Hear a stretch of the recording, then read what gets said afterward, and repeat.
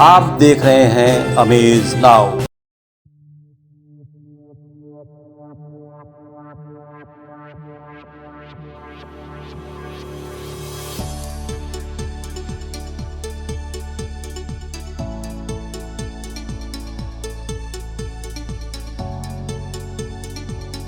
काया मनुष्य की शक्ति है, जो इसे समझ सके वही समझदार व्यक्ति है।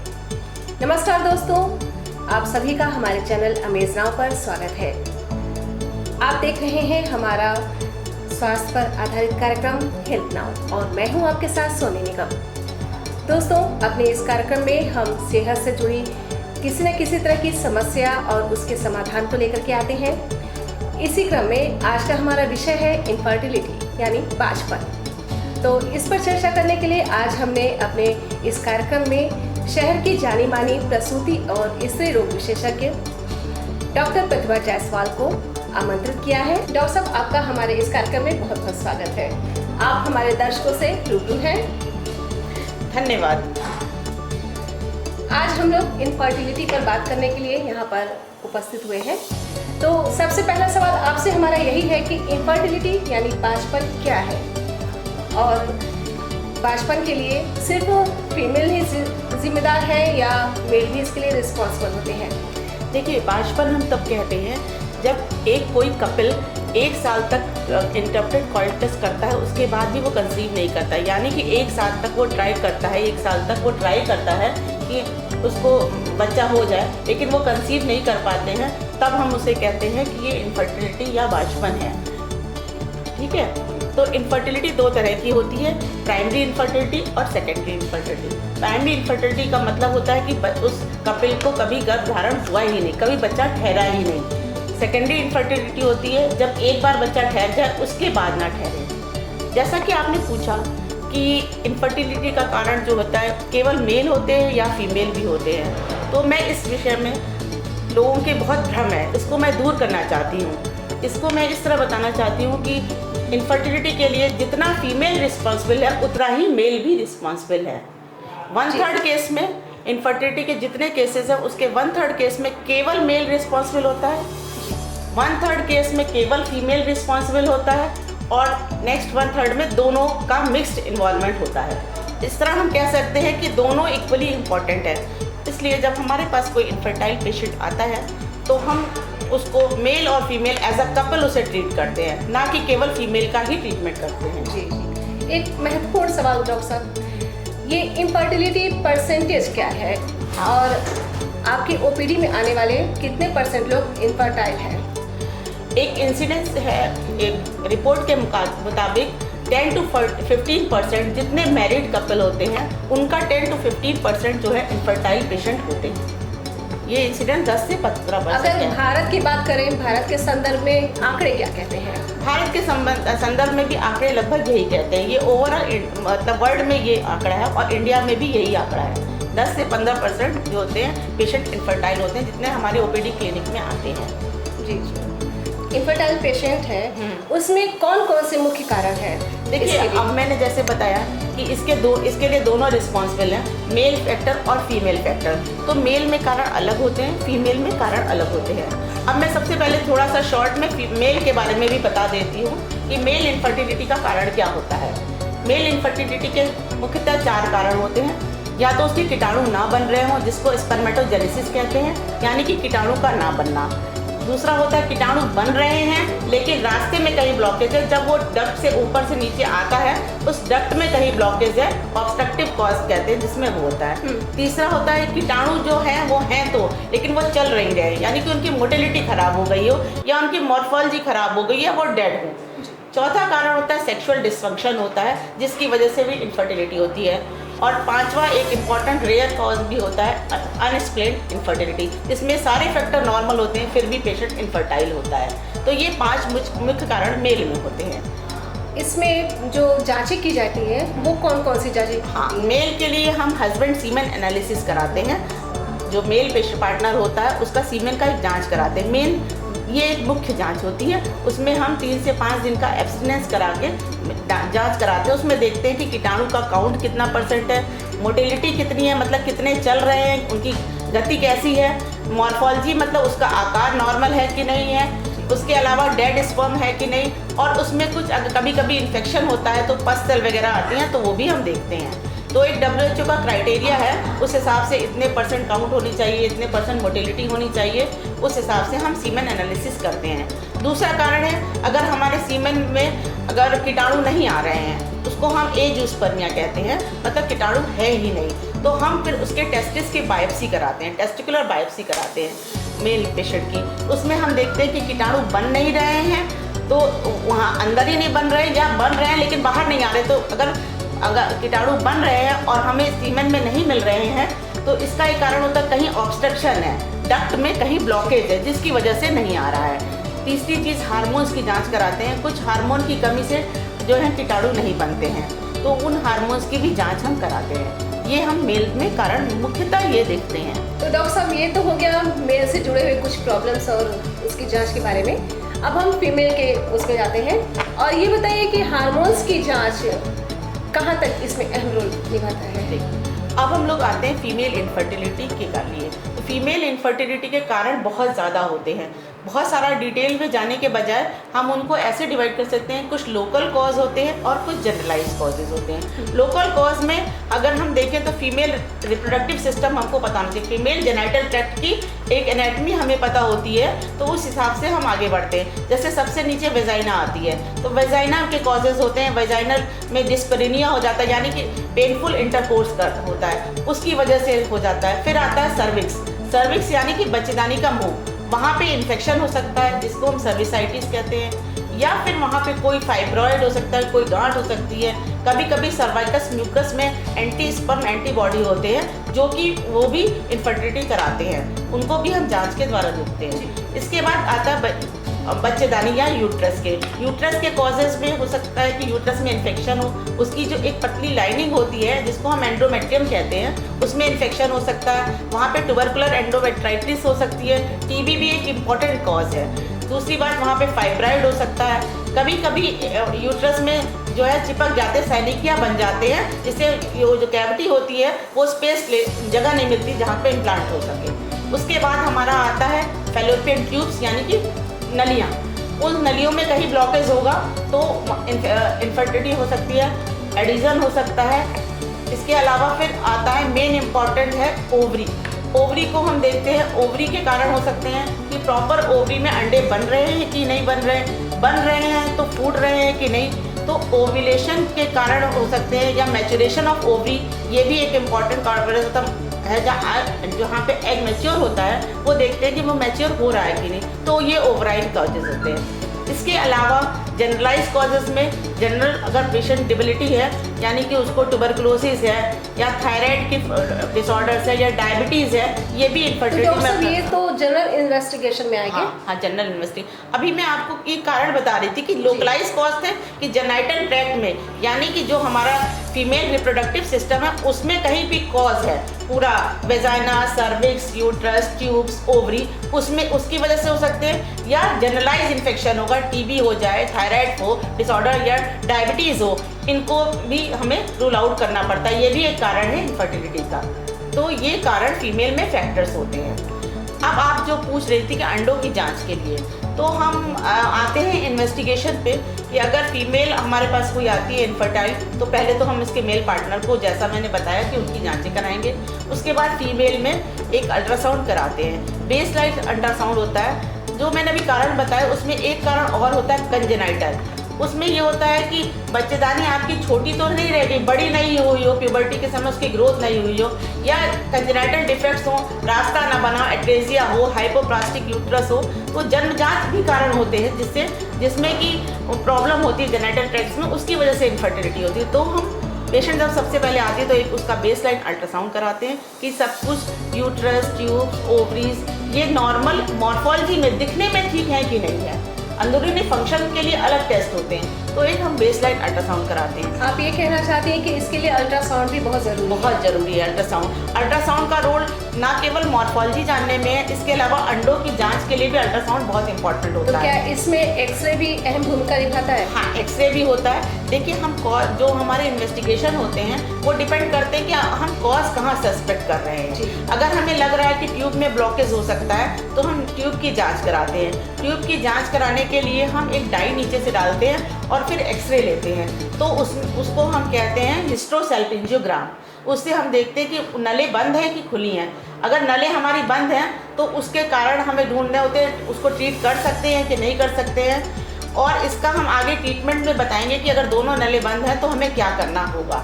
इसको मैं ट्रीटमेंट पार्ट में बताऊंगी, ठीक है। तो एक एक्सरे इंपॉर्टेंट है। तीसरी बात जो आपने पूछी थी अंडों की जांच, उसके लिए भी हम अल्ट्रासाउंड ही करते हैं। वो हम ओव्यूलेशन फंक्शन के लिए कहते हैं, जो ओवरी का फंक्शन है उसको देखने के लिए करते हैं। जो अंडों की जांच होती है इसको हम कहते हैं फॉलिकुलर मॉनिटरिंग। ये पीरियड से के 10th डे से हम शुरू करते हैं और उसके अलावा 16-17 डे तक करते हैं। इसमें हम देखते हैं कि ओवरी में एक अंडा बड़ा हो रहा है। हर नॉर्मल साइकिल में ये होता है कि एक अंडा धीरे धीरे बड़ा होता है, एक साइज पे पहुंचता है 20 mm के अराउंड। जब अंडे का साइज हो जाता है तो वो ओवरी से रप्चर होकर निकल जाता है। उसको जो ट्यूब का एंड है वो पकड़ लेता है। ट्यूब के एंड को हम फिम्ब्रिया कहते हैं। वो ट्यूब कैप्चर कर लेता है और ट्यूब में आके फर्टिलाइजेशन होता है। जब अंडा ट्यूब में आ जाता है और नीचे से स्पर्म जाता है तो ट्यूब में ही एग और स्पर्म का मिलन होता है, जिसको हम फर्टिलाइजेशन कहते हैं। तो हम फॉलिकुलर मॉनिटरिंग में देखते हैं कि अंडा बन रहा है कि नहीं बन रहा है। कभी कभी डिफेक्ट होता है कि अंडे मैच्योर नहीं होते, वो साइज़ नहीं बड़ा होता है। कभी कभी ऐसा होता है कि साइज़ तो बड़ा हो रहा है लेकिन वो रप्चर नहीं कर रहा है, तो उसको कहते हैं ओव्यूलेशन नहीं हो रहा है। तीसरी चीज़ होती है कभी कभी ओव्यूलेशन हो सकता है, ल्यूटियल फेज का सपोर्ट हार्मोन की डेफिशिएंसी हो।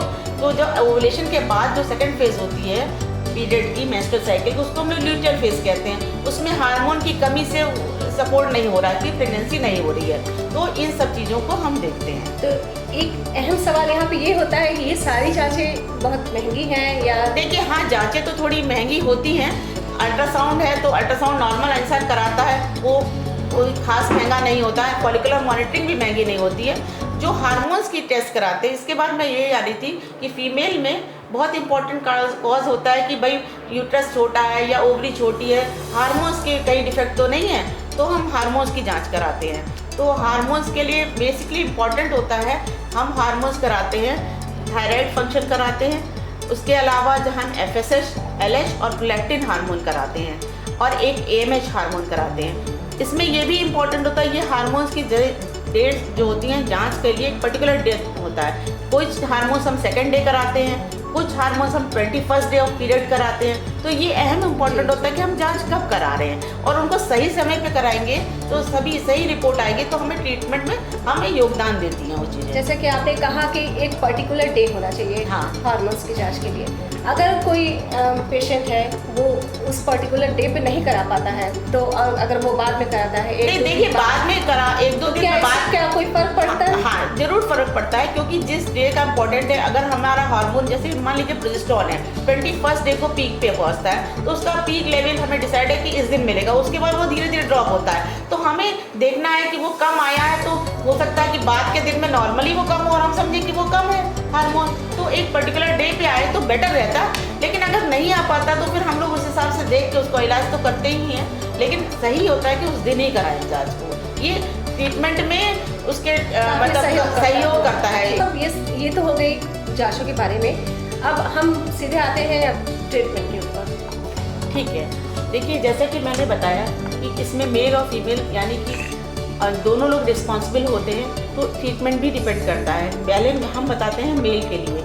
मेल के लिए जनरल ट्रीटमेंट ये होता है कि जब हमारे पास कोई आता है तो उसको हम कुछ खान पान में कुछ प्रिकॉशन बताते हैं और कुछ दवाइयाँ हम देते हैं। ट्रीटमेंट तो हमेशा कॉज पर डिपेंड करता है। जैसा मैंने बताया कि इन्वेस्टिगेशन के आधार पे हमें कॉज ढूंढना होता है कि उसके स्पर्म की काउंट कम है या ऑब्स्ट्रक्शन के कोई कारण है, कोई टेस्टिस में कोई वेरिकोसील है, कोई लीजन है, तो हम ऑपरेट करके उसको ठीक करेंगे। रास्ता बंद है तो उसको ब्लॉक को सर्जरी से ओपन करेंगे। काउंट में कम, खान पान में सबसे पहले हम उसको बताते हैं कि वो पेशेंट सिगरेट और शराब का सेवन ना करे। ये बहुत इंपॉर्टेंट बात है, ये कीटाणु को कम करते हैं। तो मेल फैक्टर्स में ये इंपॉर्टेंट रोल करता है कि सबसे पहले हम उसे कहते हैं कि वो सिगरेट और तंबाकू का किसी भी तरह से सेवन ना करे, शराब का सेवन ना करे। इसके अलावा स्पेसिफिक ट्रीटमेंट आता है। स्पेसिफिक ट्रीटमेंट डिपेंड करता है कि हमारा कॉज क्या है।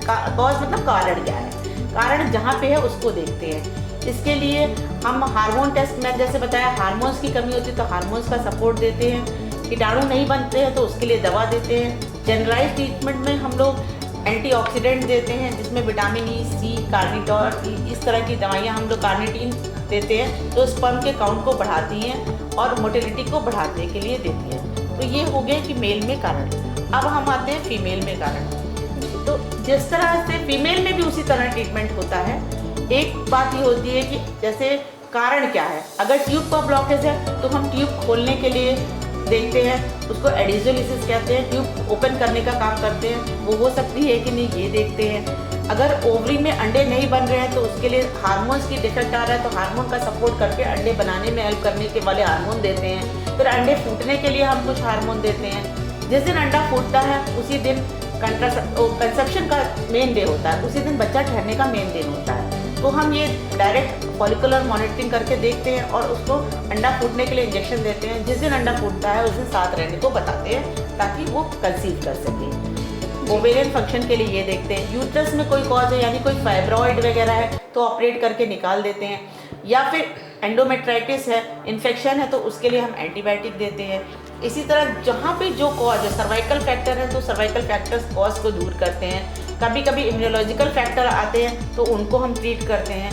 इस तरह से हम काम करते हैं। तो कुछ दवाइयाँ भी होती हैं जो अंडे बनाने में हेल्पफुल होती हैं, वो दवाइयाँ भी हम देते हैं। तो बेसिकली हम ये कहना चाहेंगे कि हमारा ट्रीटमेंट डिपेंड करता है कि कॉज क्या है। जब हम इन्वेस्टिगेशन से कॉज ढूंढते हैं कि क्या कारण है, हर पेशेंट में अलग अलग कारण होता है, एक ही कारण सब में नहीं होता है। और जो हमने जनरलाइज कॉजेस बताए जैसे कि ट्यूबरकुलोसिस है, थायराइड फंक्शन है पेशेंट का, या डायबिटीज़ है, ये भी कंट्रोल रहनी चाहिए। अगर पेशेंट का ये तीनों चीज़ें नहीं कंट्रोल है, डायबिटीज़ और थायराइड कंट्रोल नहीं है तो भी इनफर्टिलिटी होती है, तो उसके हम मेडिसिन देके उनको कंट्रोल करते हैं। तो ट्रीटमेंट हमारा कॉज पर डिपेंड करता है।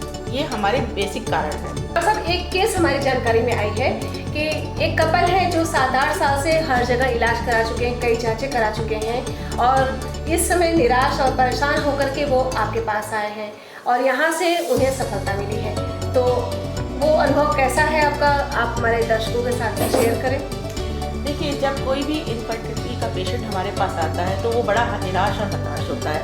और अनुभव कैसा है, मुझे जब भी किसी इनफर्टाइल पेशेंट को हम बच्चा देते हैं तो मुझे जितनी खुशी होती है उसका बयान तो शब्दों में हम कर ही नहीं सकते हैं। इसी तरह ये पेशेंट जो आप जिसकी बात कर रही हैं, ये पेशेंट बहुत परेशान था, 7-8 साल से इनफर्टिलिटी का ट्रीटमेंट करा रहा था और बहुत दूर दूर तक लखनऊ तक जाके इलाज करा के आए। और इसके बाद उन्होंने IVF भी ट्राई किया, जो कि एक ट्रीटमेंट का पार्ट होता है। जब नलें बंद हो जाती है तो हम कहते हैं कि इनफर्टाइल पेशेंट को IVF कराना चाहिए। बेसिकली उसी के लिए और भी कारण होते हैं IVF कराने के। वो IVF भी करा के आए पर फेल हो गए। वो निराश होकर मेरे पास आए तो मैंने देखा वो पेशेंट बहुत ओवरवेटेड, उसका वेट 85 kg था और उसके हार्मोन्स बहुत सारे डिस्टर्ब थे। तो पहले मैंने उसको थोड़ा सा, वेट तो ज़्यादा नहीं कम कर पाई लेकिन हार्मोन्स को कंट्रोल किया। उसके बाद पूरा जो हार्मोन की कमी थी उनको दूर किया। उसके बाद वो मेरे इलाज से बच्चा उसका ठहर गया और वो बच्चा आगे प्रोग्रेस भी करा और उसको मैंने अभी पिछले महीने ही सीजर करके वो बच्चा उसे प्रदान किया। तो इस तरह से वो एक बहुत बड़ी सफलता थी। उनको लगा कि मैं इतना सब कुछ करा के IVF करा के आया हूँ और जबकि उसमें कारण ट्यूब में नहीं था, इसीलिए वो बच्चा मेरी दवाइयों से सिंपली ठहर गया और उसमें IVF की जरूरत नहीं पड़ी। और मुझे भी बहुत अच्छा लगा, बहुत खुशी हुई कि हमने किसी को खुशी प्रदान करी। किसी को खुश देख के नेचुरली सभी को अच्छा लगता है। जी जी, ये तो बहुत बड़ी सफलता है उनके लिए, मतलब जो हर तरह से निराश हो चुके थे। जी हाँ, मेरे पास जितने भी पेशेंट आते हैं मैं कोशिश करती हूँ कि उनको खुशी दे पाऊँ। पहले तो उनकी जांचें सही, इसीलिए मैं चलते चलते ये बात कहती हूँ कि जिस जगह से जांच कराएं, एक तो रिपोर्ट भी ऑथेंटिक होनी चाहिए। हर जगह से नहीं, सही रिपोर्ट जहाँ से आ रही हो उनसे जांच कराएं और जिस समय पे आपके डॉक्टर बुलाते हैं, अगर 1 साल तक शादी के बाद ट्राई करते रहने के बाद भी अगर आपके गर्भ नहीं धारण कर पा रही हैं तो आपको डॉक्टर से ज़रूर कंसल्ट करना चाहिए, गायनेकोलॉजिस्ट से मिलना चाहिए। तो डॉक्टर साहब, आप हमारे इस कार्यक्रम में आए, आपने इतनी अच्छी जानकारी दी हमारे दर्शकों को, इतनी महत्वपूर्ण जानकारियाँ दी जिसका लाभ भी हमारे दर्शक अवश्य लेंगे। आपने अपना बहुमूल्य समय हमारे कार्यक्रम को दिया, इसके लिए आपका बहुत बहुत धन्यवाद। तो दर्शकों, ये थी हमारे साथ शहर की जानी मानी प्रसूति, स्त्री और इनफर्टिलिटी विशेषज्ञ डॉक्टर प्रतिभा जायसवाल, जिन्होंने इस विषय पर इतनी विस्तृत और रोचक जानकारियां हम सबसे शेयर की। उम्मीद है आपको ये जानकारी अच्छी लगी होगी और आप इसका लाभ भी अवश्य लेंगे। आपको हमारा ये कार्यक्रम कैसा लगा, आप अपनी प्रतिक्रिया हमारे फेसबुक पेज, यूट्यूब चैनल और वेब पोर्टल पर अवश्य दें। हमें आपकी प्रतिक्रियाओं का इंतजार रहेगा। आप सेहत से जुड़ी किसी नई समस्या और उसके समाधान के लिए हम फिर से आपके सामने उपस्थित होंगे। तब तक के लिए हमें अनुमति दीजिए और आप देखते रहिए अमेज नाउ। चलते चलते एक महत्वपूर्ण सूचना, आप हमारा चैनल, हमारे सभी कार्यक्रम डेन नेटवर्क के 154 नंबर चैनल पर भी देख सकते हैं, जो 24 घंटे आपके लिए प्रसारित होते रहते हैं। तो आप हमें दीजिए अनुमति और आप देखिए अमेज नाउ। नमस्कार।